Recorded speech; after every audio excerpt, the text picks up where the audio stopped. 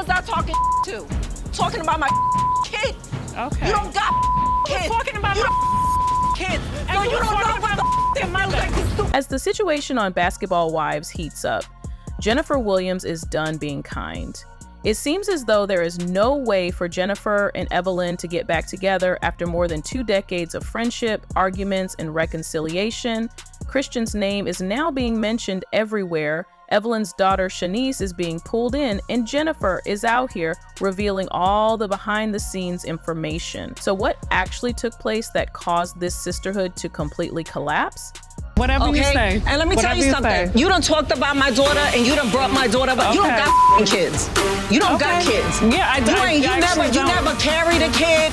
Keep my daughter's name out your f***ing mouth. Cause you won't be able to walk the streets of LA. You keep bringing my daughter up and who she's with. We should go back and review this disorganized tape because Jennifer just aired Evil and Out, and it wasn't pretty, guys. With a man on her arm and a wedding in Paris diamonds, Jennifer was living out her fantasy. Secretly, however, a scandal was simmering beneath the glamour. When Jennifer revealed those moments from her Parisian wedding, the entire Basketball Wives fan base was in awe. We were shiny, it was all dreamlike, the lavish setting, the couture dress.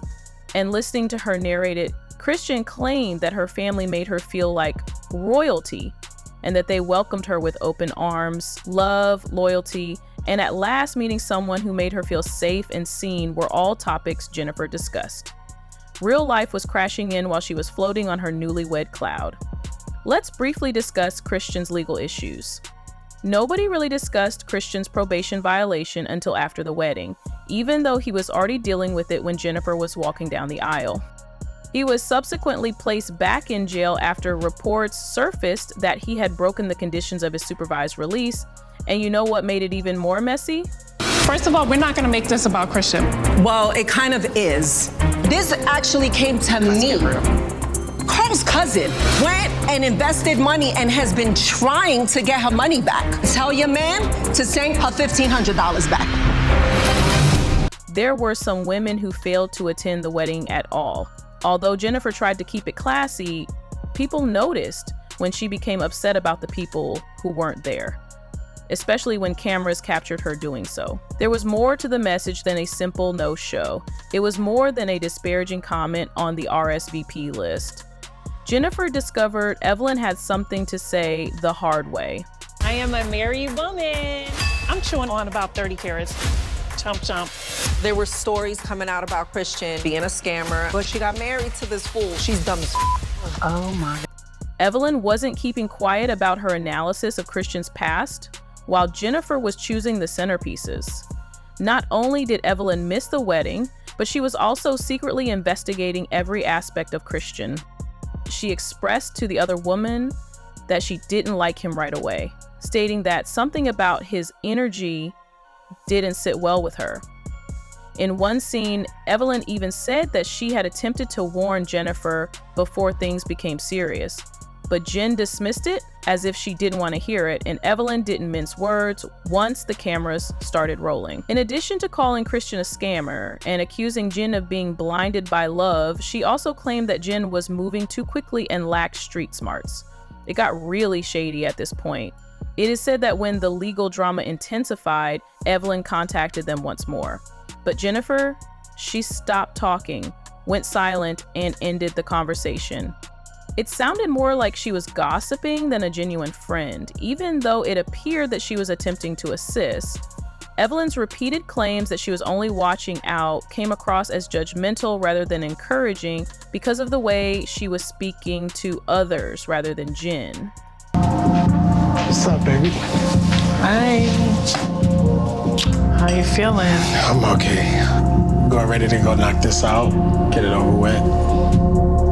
Christian was sentenced to 15 days jail time, but the judge ultimately allowed Christian to travel to Paris for our wedding. But he had to serve 2 days prior.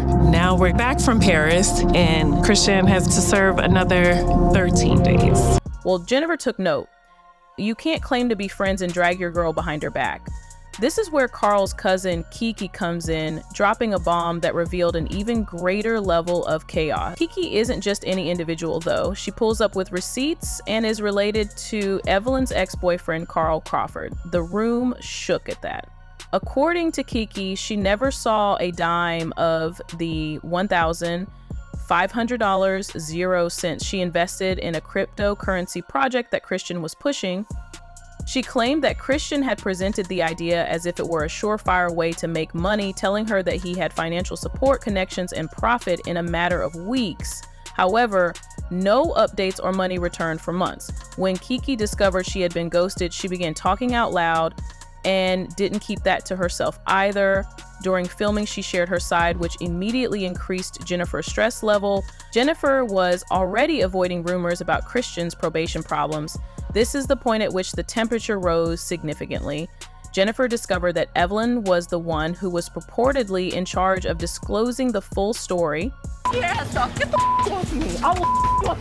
I know what it's like to see red and go for the jugular, but this is way too much. You will like my daughter, don't like Jen was persuaded by sources close to her that Evelyn either gave Kiki the opportunity to speak up on camera or fed the story to producers. A copy of Jennifer and Christian's wedding photo was allegedly sent to his probation officer. So Evelyn was being accused of more than just that. Yes, that picture was purportedly used in the violation report, demonstrating that Christian had departed the country for the wedding without a permit, and it was taken by the same officer who was handling his legal matter. Jennifer made the connection and thought Evelyn, either directly or through a member of her circle, was directly responsible for that as well. Jen thought it wasn't a coincidence that Evelyn expressed her reservations about the wedding just after the picture ended up in the wrong hands. Jennifer is currently dealing with more than just legal drama. She is also dealing with what feels like a betrayal from a person she used to call a sister and who has been a longtime friend on national television. Jennifer is not just angry at this point. She feels deceived, taken advantage of, and publicly humiliated. Then came the confrontation. When it came time for the reunion, Jennifer didn't hold back and confronted Evelyn and the girls. Jennifer was tired of the polite silence and arrived full of energy, prepared to call it as she saw fit. Initially, she stood up for her man, making it apparent that she would not allow anyone to portray Christian as a con artist without first hearing her side of the story. She claimed that people made snap decisions based on documents and rumors without knowing the true identity of the source. She blasted the LA cast directly, claiming that after the wedding, not a single person contacted her, not even to ask, "Hey, how are you doing?" after her man was arrested. She looked at Evelyn and saw that it was more than just shade. It was an obvious indication that the loyalty was phony. Jennifer mentioned the leak of the wedding photos, stating that although she lacked evidence, Evelyn was implicated due to the timing, behavior, and pattern. Jen described how it seemed like someone was waiting for her to tumble before assisting her in getting off the edge. Evelyn attempted a counterclap, but it was unsuccessful. Jennifer was not merely upset, she had had enough of defending those who had never defended her. Just when a truce appeared to be in the cards, Jennifer declared enough is enough. Sleeping with your ex.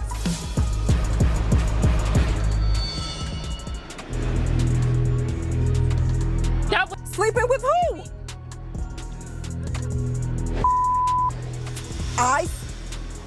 Shawnee, I swear on my head. That I told you that? No, you didn't tell me. So where is it coming from? Don't look at me because I didn't say it. She told me. After everything, including the public criticism, the leaked pictures, the warnings, and the whispers, Jennifer finally had enough and made it clear that this friendship was over. Jennifer once said, "You don't come back from betrayal like this." Loyalty, honesty, and protection should have been the hallmarks of a 20-year friendship, she told the women in audience. Rather, she experienced abandonment, judgment, and exposure from a person she had previously trusted as a sister. Jennifer replied, "I can't keep holding space for people who don't hold me down when it counts."